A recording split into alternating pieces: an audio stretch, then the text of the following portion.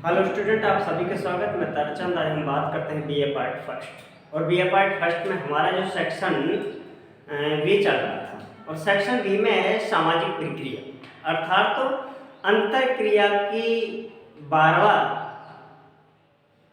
की जाने वाली क्रिया ही सामाजिक प्रक्रिया, अर्थात जो कार्य वह समाज के अंतर्गत बार बार किया जाता है, बार बार दोहराया जाता है, वो सामाजिक प्रक्रिया कहलाती है। सबसे पहले होती है अंतःक्रिया। अंतःक्रिया में दो व्यक्ति होना जरूरी है, उनमें संपर्क होना जरूरी है और उनमें संचार होना जरूरी है।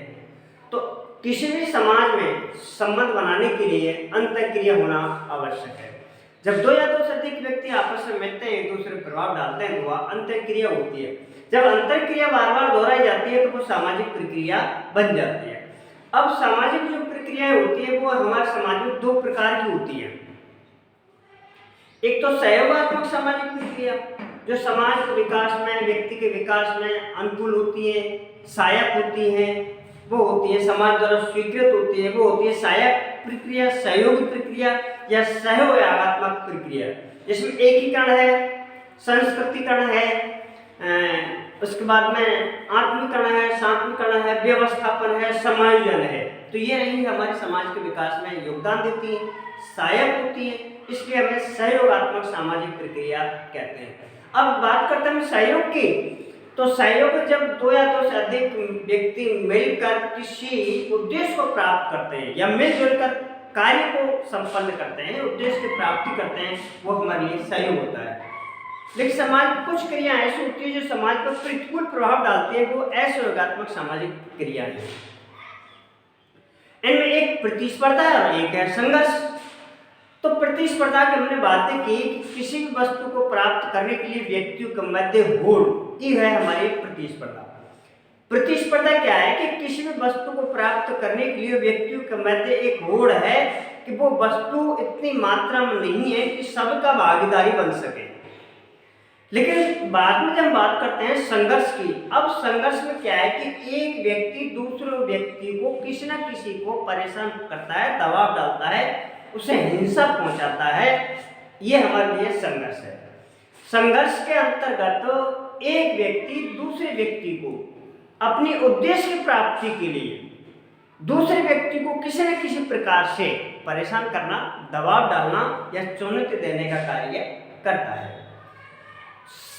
संघर्ष हमेशा हिंसात्मक होता है और प्रतिस्पर्धा अहिंसात्मक होती है।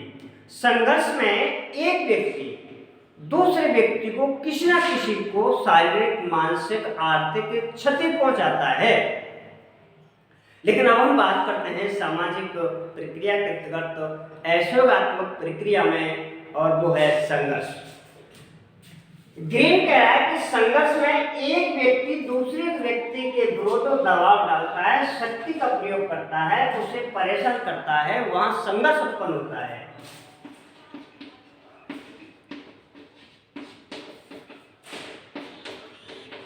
ठीक है, संघर्ष में कह रहा है ग्रीन, एक व्यक्ति दूसरे व्यक्ति को किसी न किसी से परेशान करता है, दबाव डालता है, उसे चुनौती देता है, वो हमारे लिए कहलाता है संघर्ष।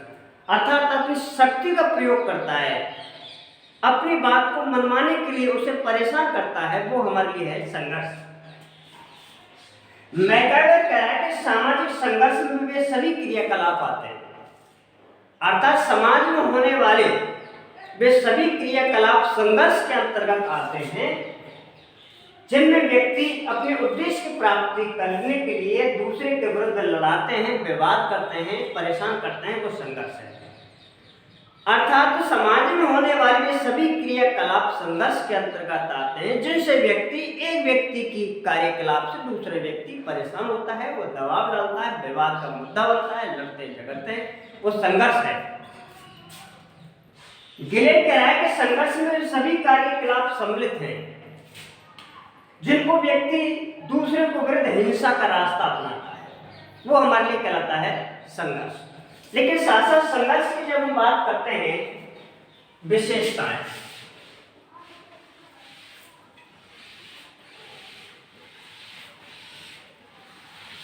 संघर्ष में एक पक्ष दूसरे पक्ष को परेशान करता है, उसे हानि पहुंचाता है। इसमें एक पक्ष को लाभ होता है, दूसरे पक्ष को हानि होती है। संघर्ष में संघर्ष की विशेषताएं।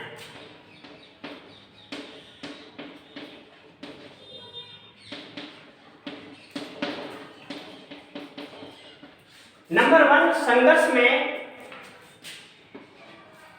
दो या दो से अधिक पक्ष होते हैं। संघर्ष में दो या दो से अधिक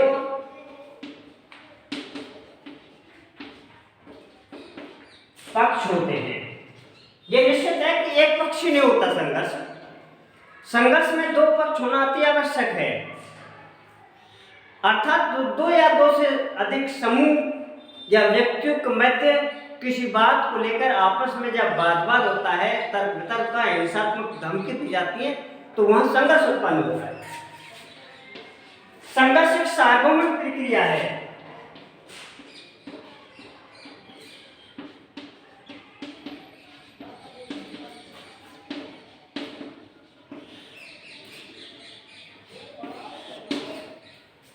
पहली बात है कि संघर्ष में दो या दो से अधिक व्यक्ति होना आवश्यक है। एक व्यक्ति के मध्य संघर्ष देखने को नहीं मिलता, अर्थात दो सजीवों के मध्य भी होना जरूरी है।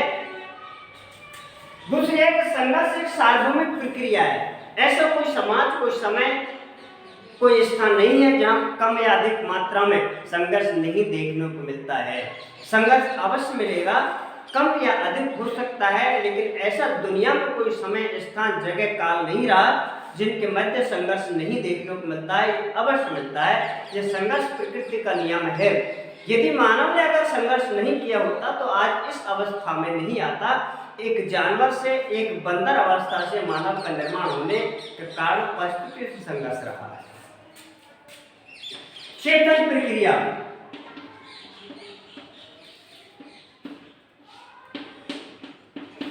अर्थात संघर्ष एक चेतन प्रक्रिया है।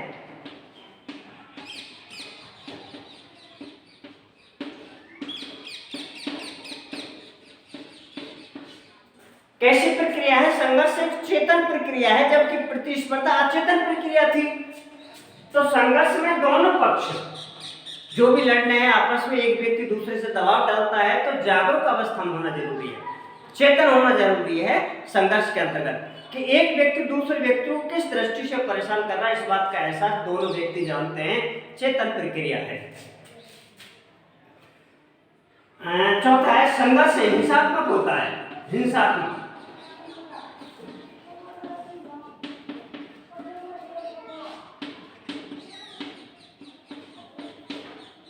संघर्ष कैसा होता है? हिंसात्मक, अर्थात इसमें एक व्यक्ति दूसरे व्यक्ति को शारीरिक रूप से, मानसिक रूप से, आर्थिक रूप से, सामाजिक रूप से, किसी न किसी रूप से परेशान करता है, दूसरे का अहित पहुंचाता है, उसे नुकसान, उसे परेशान करने का, उसे दबाव डालने का।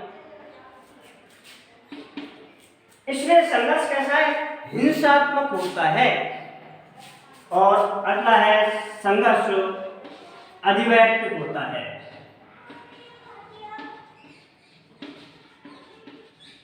संघर्ष कैसा होता है? अधिवैयक्तिक होता है, अर्थात ये अनेक व्यक्तियों के मध्य हो सकता है, अनेक समूह के मध्य हो सकता है, अनेक समाज के मध्य हो सकता है, अनेक समुदाय के मध्य हो सकता है, अनेक प्रजाति वर्ग के लोगों के मध्य हो सकता है, ना कि वैयक्तिक।